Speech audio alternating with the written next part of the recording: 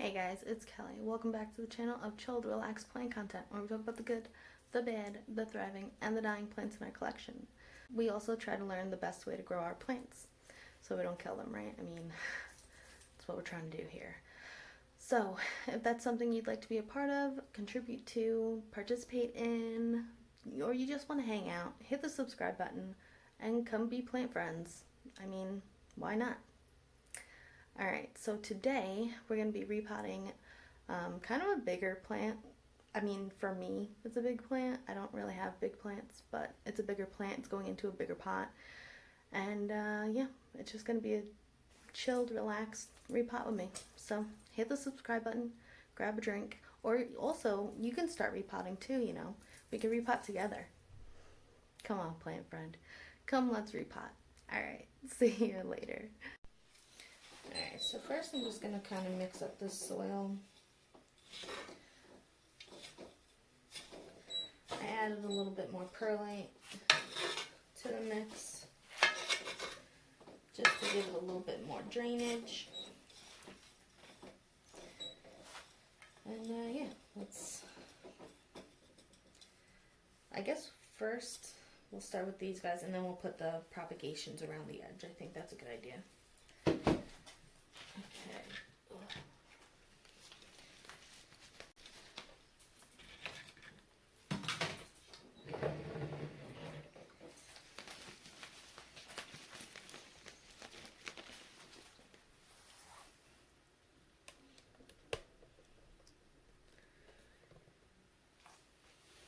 Alright, I think I fixed the angle. Hopefully you guys can see better.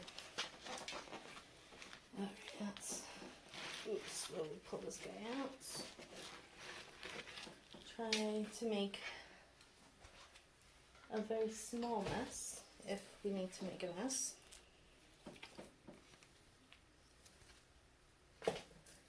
Alright, as you can see, we do have some roots coming down. Let's see, so this guy is still pretty much in his own little ball, so that's good. Okay, this guy as well, although we do have some roots connecting down here. And then this guy. Alright. So, looks like I have multiple of each type of plant. Oh, this is a new little shoot.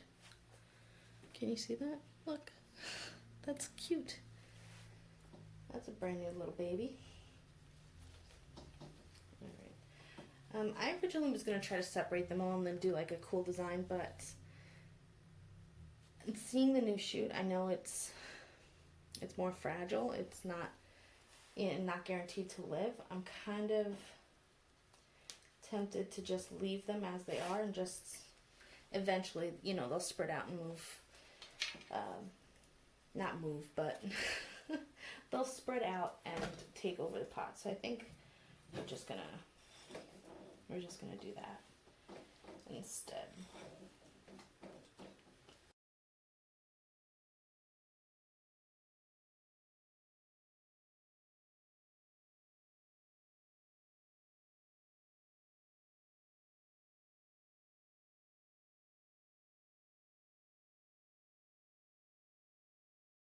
Alright, so this is what they look like now. And we're just going to add the little cuttings in. Did I lose some? Or is there all the cuttings? I guess so. Okay, I thought there were more. Anyway, so I have 4 cuttings. And I think I'll put them like opposite of where the original plant came from. So these guys, the variegated ones, we're just gonna stick in here.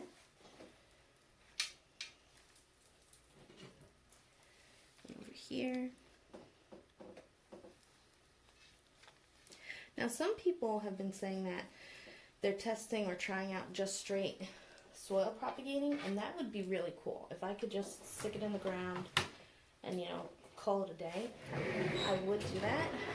but I'm not really positive it would work for me. I feel like that's more maintenance than just having, you know, water in a vial and having to remember to fill up the vial. I feel like there's more error, I guess, in that method than just the regular water propagation. So, haven't really tried it out, but if anybody has experience in it and can vouch for it, or tips and tricks on how to actually do it so that things don't die, I'd greatly appreciate it. Alright, so I'm just going to go around with some water and water right around where the cuttings are, just because I know that they are used to being in water, right? And the dirt is drier than the water. So I kind of want to give them a little bit of a drink. And then also just a little splash towards the older plants too. Just to help them out a little bit. Okay.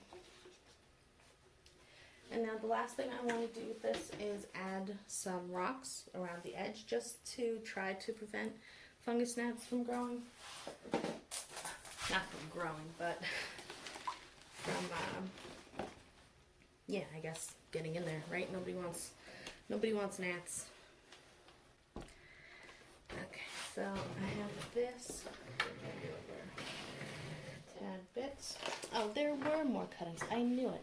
They were all the way under. So look at that. Okay, so I have 2 more cuttings. I gotta stick in somewhere first. Alright. These guys are just green. I'll put one over here. And I'll put one opposite of that. Over on this side.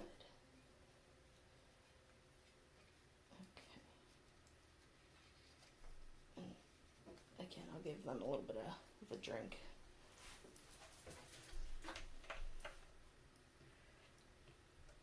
There. This guy right here. Okay, now I think we're ready for the rocks.